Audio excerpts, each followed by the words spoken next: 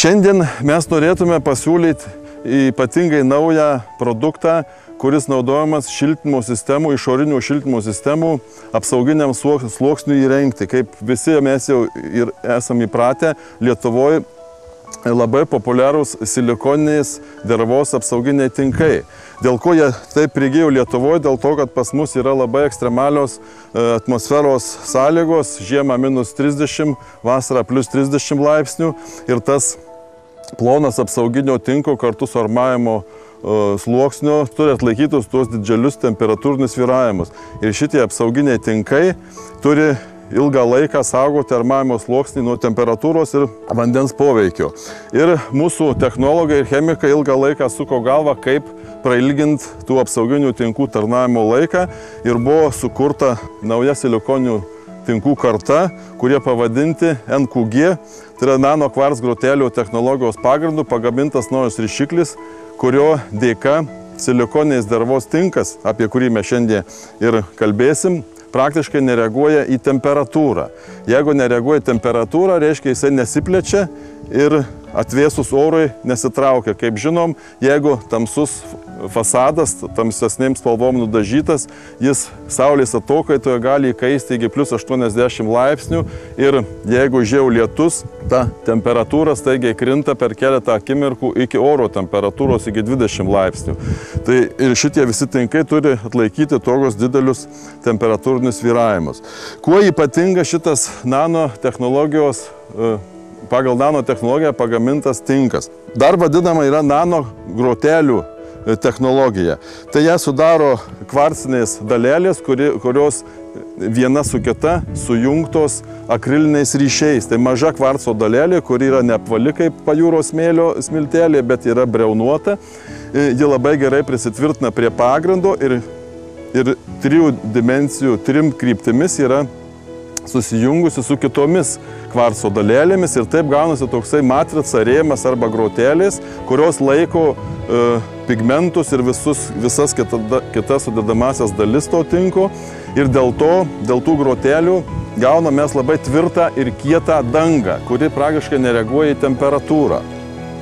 Dėl hidrofobizacijos, kuri yra per visą tinko sluoksnį, vanduo negali praktiškai patekti per tinką į vidų, o vandens garai dėl tos mikroporiškos struktūros labai lengvai išgaruoja į išorę. Taip mes galim prailginti fasado tarnavimo laiką apie 20%. Reiškia, jeigu galvojant apie intervalus, kas kiek metų reikės perdažyti remontiniais dažais šiltintą fasadą, tai 20% prailgėja tarnavimo laikas, tai galima būtų kalbėti apie 20-25 metus šiuo atveju, jeigu darbai visi padaryti pagal technologiją ir laikantis visų nurodymų. Kokia dar yra naujovė, kurią mes galime pačiupinėti ir pajausti tiesiog pačio darbo metu? Pavyko pagaminti tą rišiklį žymiai lengvesnį. Ir turint 20 kg kibirą, 20 kg kibire, mes galim uždengti tokį pat plotą ant fasado, kaip ir prieš tai iš buvusio prieš tai 25 kg kibiro. Sąnaudos, jeigu imsime patį populiariausią 2 mm musamanėlę, Lietuvoje vadinamą faktūrą, tai būtų apie 3,3–3,5 nelygų pagrindas ir meistro ranka. Dabar mums užtenka 2,3 arba, jeigu labai lygus fasadas, ir 2 kg kvadratiniam metrui. Reiškia, sumažėja sąnaudos medžiagos. Praktiškai kas 5 kibirą nereikia mums parduoti, statybininkam, meistram nereikia jį dengti ant fasado ir taip galima padidinti darbo našumą.